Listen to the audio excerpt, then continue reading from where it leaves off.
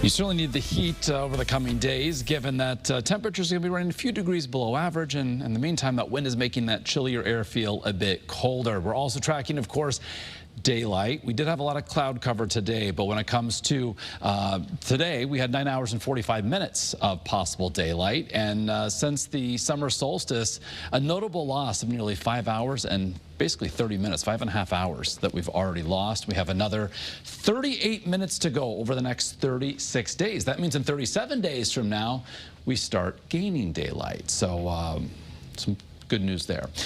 Tomorrow, we will see a lot of sunshine. Then we're tracking basically a near miss, an area of low pressure tracking by to our south tomorrow night into early Wednesday. They could spread a shower or two across Connecticut. More with Futurecast coming up in just a moment. Otherwise, we trend back into the 50s by Friday, and also as we head into Friday night, that warmer air will be accompanied by some showers, eventually a cold front moving through. Those shower chances could linger into Saturday morning.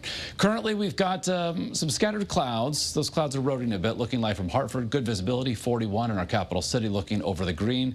In New Haven, 43. West-northwest wind right now at 12 miles an hour, so it is making those temps in the 40s feel more like the 30s.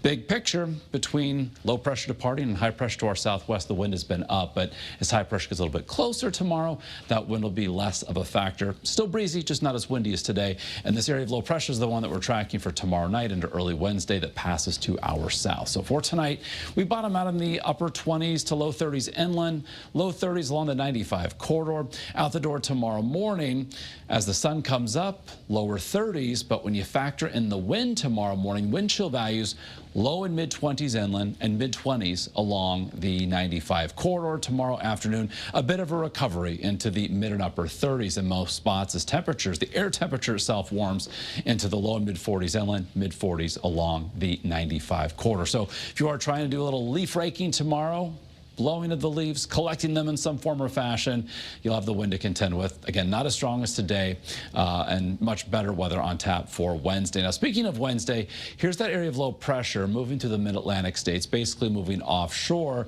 deflected from high pressure moving across Canada, keeping that from moving farther north. So as we head through our Wednesday, starting cloudy with a chance for some showers, especially if that lower to shift a little bit farther north, but otherwise trending brighter through the afternoon. So on our first alert 7-day forecast, normal high through Wednesday, 50, and then we trend a little bit cooler as we head through the end of the week, generally speaking, with regard to our average high. But by Friday, we're back in the 50 to 55 degree range.